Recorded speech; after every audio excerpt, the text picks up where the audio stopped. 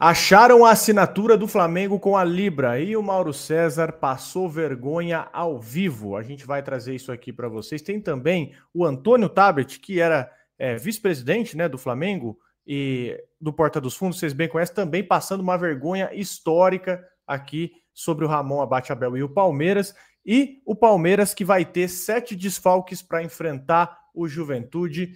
E as chances do Verdão aí, vamos trazer para vocês também atualizadas, as chances de títulos, elas dispararam e a do Flamengo despencou. Vamos trazer essas 4 notícias aqui para vocês, fica aqui com a gente. Eu sou Bruno Ramos, na companhia do meu amigo Arlan Dias, mais um vídeo aqui para vocês no canal. E esse vídeo também é um oferecimento do nosso parceiro KTO, vai aparecer um QR Code aqui embaixo, ó. Você chega mais, cria tua conta lá, eles que são os nossos parceiros aqui do canal, tem um link também, lembrando que nós acertamos uma odd 19 na KTO ontem, hein, no clássico entre Palmeiras e São Paulo, então chega mais, KTO, a nossa parceira aqui do canal, jogue com responsabilidade. E vamos começar aqui, senhores, vamos começar com, falando das chances, né, do Palmeiras no Brasileirão, o Palmeiras que disparou em chances, em probabilidades de título, e o Flamengo despencou. Isso quer dizer muita coisa? Já falei que não, mas a gente tem que trazer para vocês aqui para cunho informativo, né?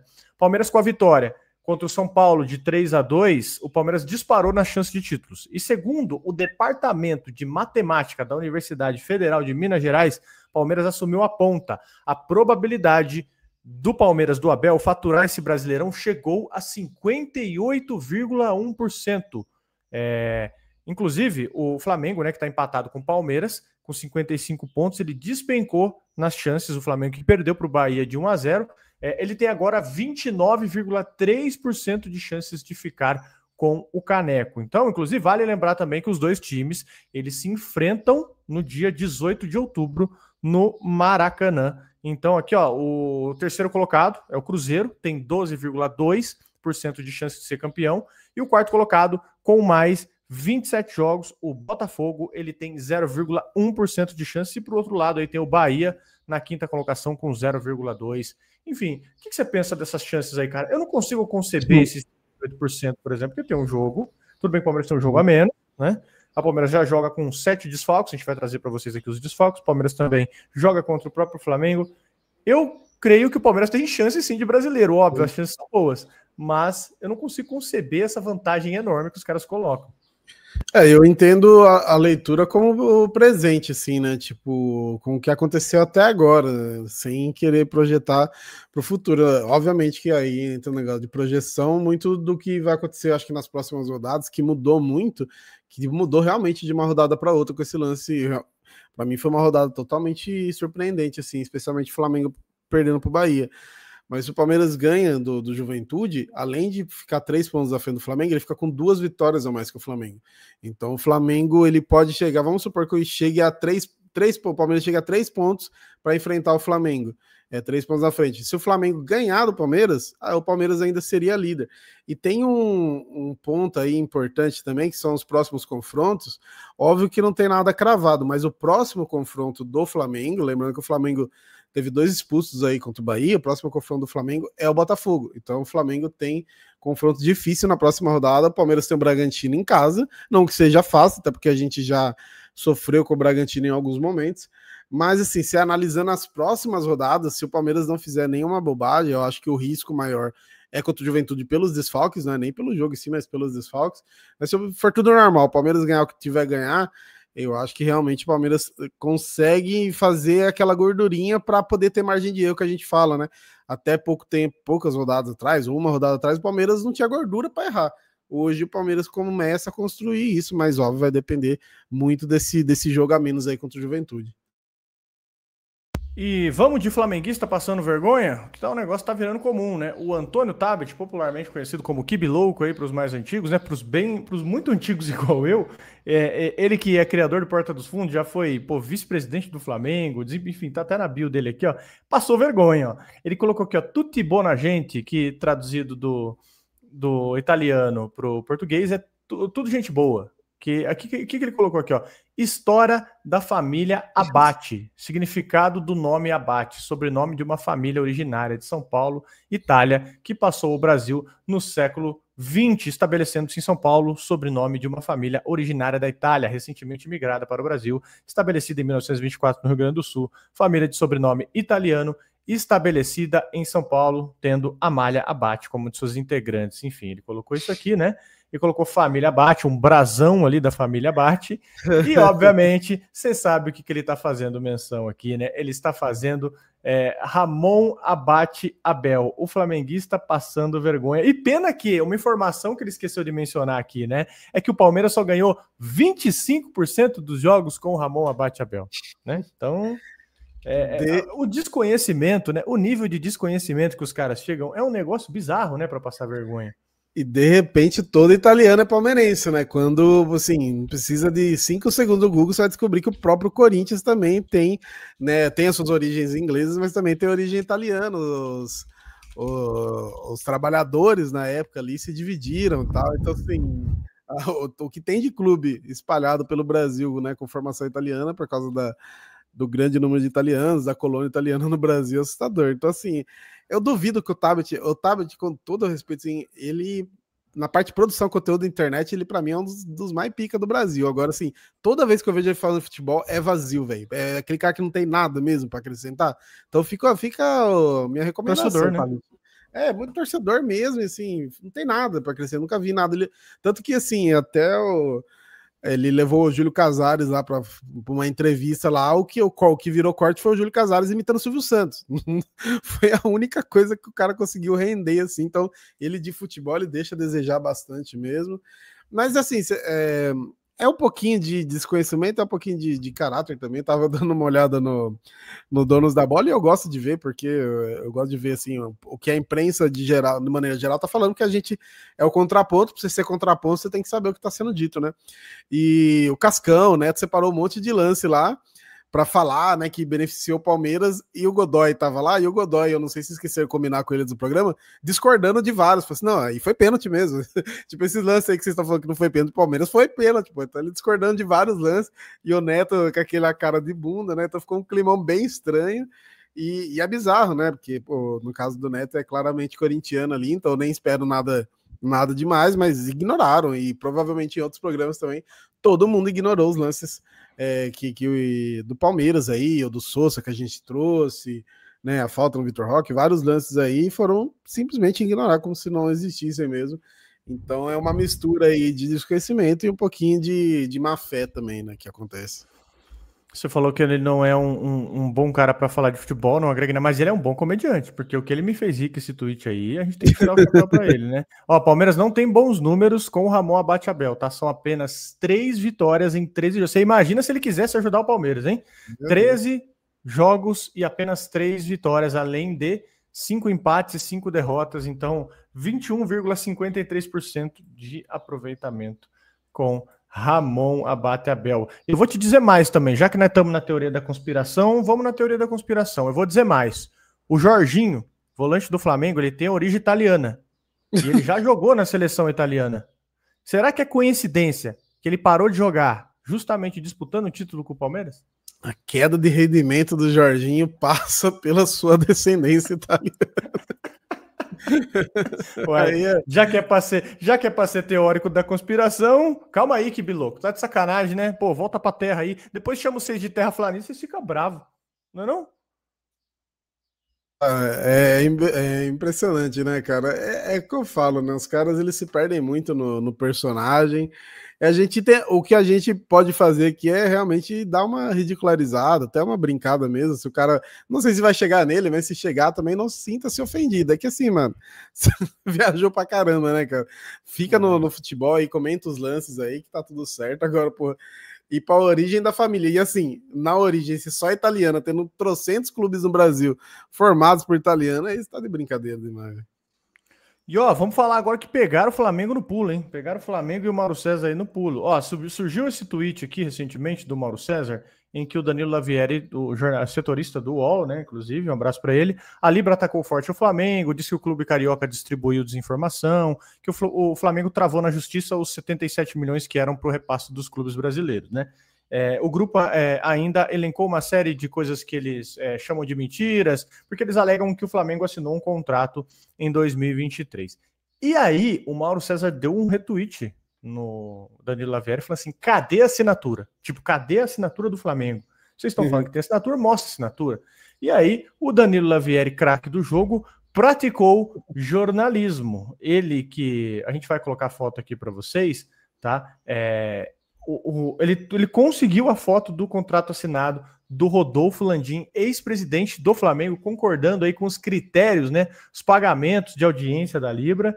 Ele que, inclusive, é ex-presidente do Flamengo, ele foi procurado pelo Danilo Lavieri e ele não quis se manifestar, por que será, né? O Flamengo também foi procurado e falou que o texto exclui a parte da ponderação com base nas receitas de cada plataforma de exibição.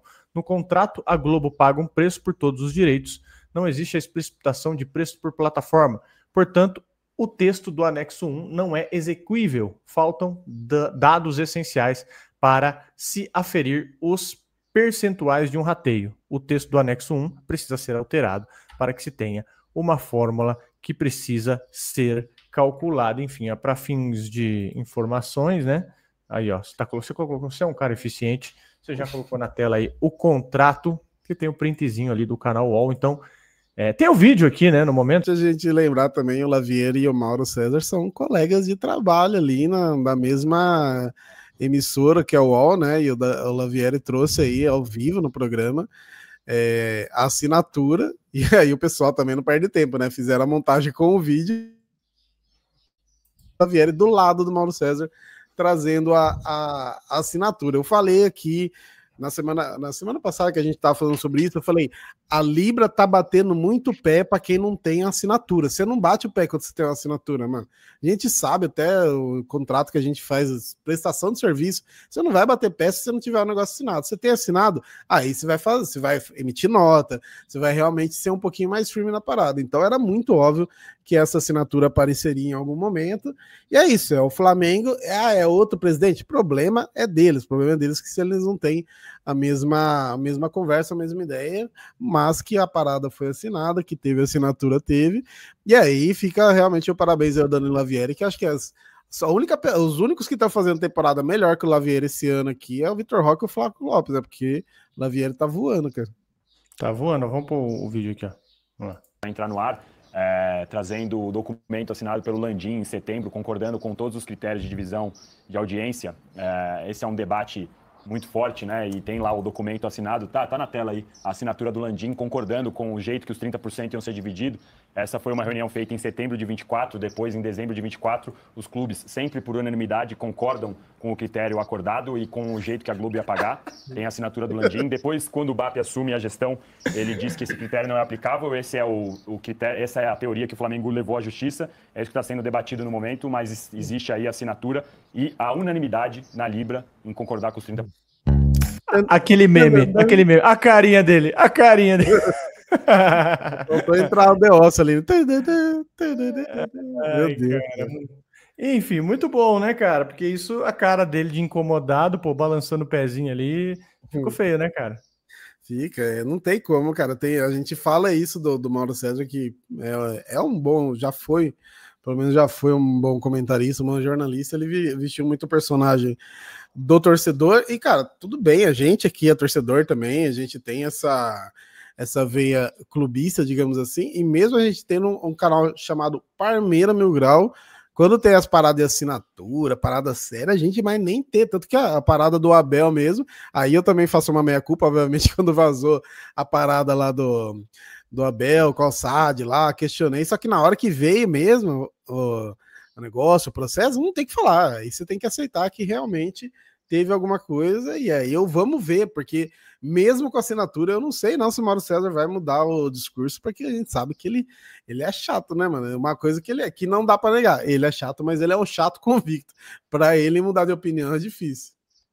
Vale lembrar que o senhor também está equivocado. Acho que o canal não tem mais Parmeira, é só Mil Grau, tá? Então acho que tem no logo aqui, ó. Mas lógico, né? Vocês olhar para nossa cara, vocês sabem que a gente aqui fala 70%, 80% de Palmeiras e futebol como complemento, né?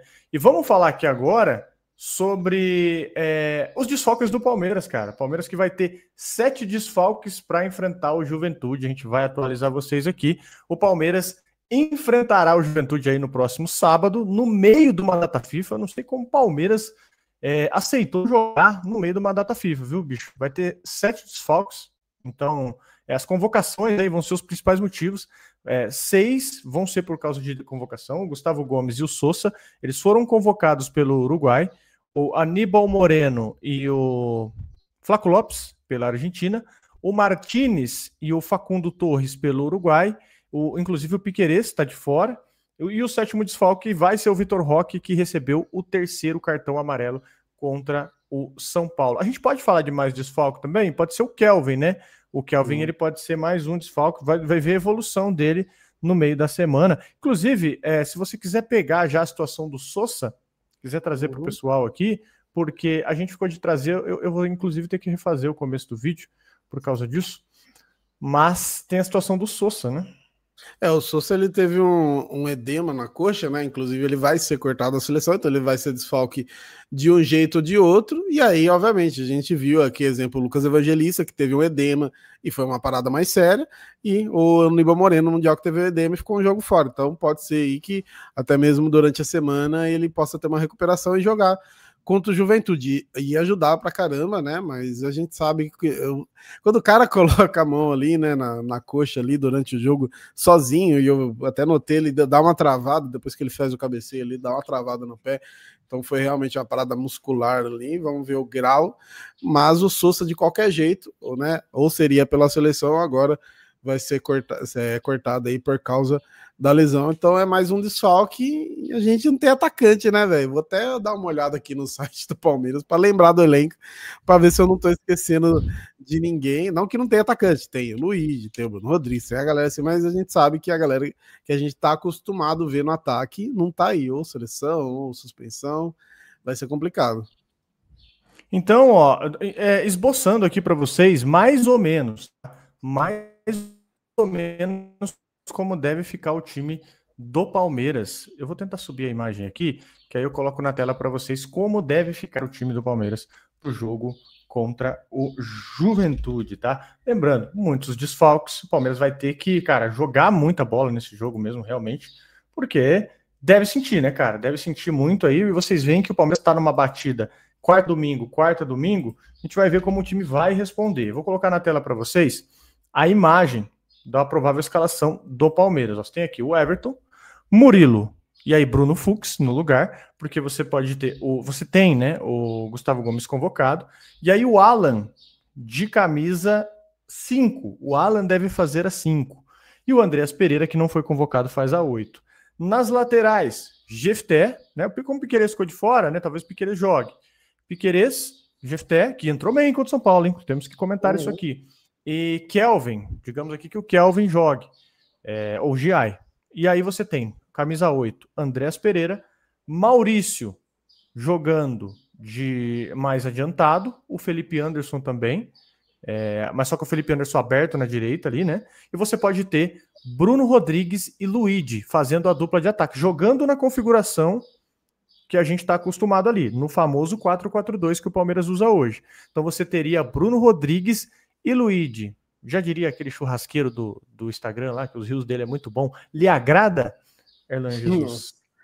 Cara, o duro que se você olhar, né, que time horrível, né, é um time, meu Deus, assim, péssimo, não dá para ganhar do Juventude, mas tem muito improviso, né, você vai ter o Alan aí improvisados, o Bruno Rodrigues e o Luigi, mano, devem jogar juntos provavelmente no treino, mas nunca jogaram um jogo junto de fato, então você tem esse problema aí, você não ter o caminho, eu até falei umas semanas, acho que semana passada, de colocar o Fux na 5, né, mas aí é problema que você não tem o Gomes, aí não sei, colocar o Murilo e o Mikael, tudo bem, o Mikael ganhou uma moral aí pela treta ontem, né, mas ele vinha sendo questionado, só que o Mikael foi titular contra o Fortaleza e foi bem, inclusive deu até o lançamento do primeiro gol do Sousa lá, então não sei se é o Abel, porque o Alan, ele realmente é esse cara que joga em todo lado do campo, mas eu acho que 5, eu pelo menos não lembro de ter visto ele jogando, mas assim, dá para ganhar de Juventude com isso?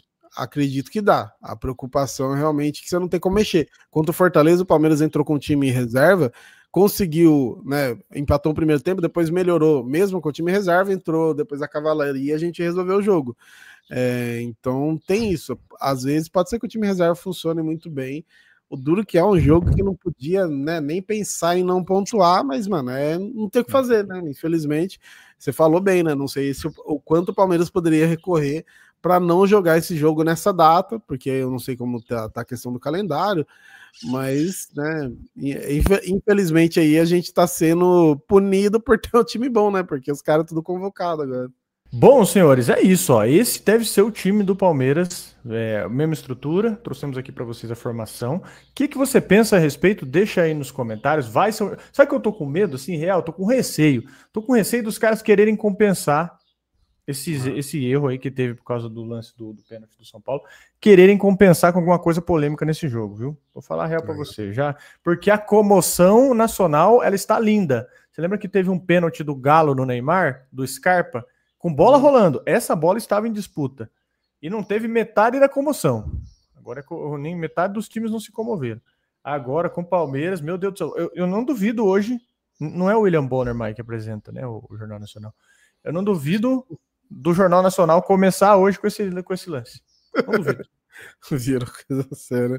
Ou da Atena, né, 5 horas da tarde ali, ao invés de mostrar os crimes da cidade de São Paulo, mostrando os lances do jogo. É comoção muito grande. Tem o lance, né, do Palmeiras estar em evidência, o rival não aguenta mais, né?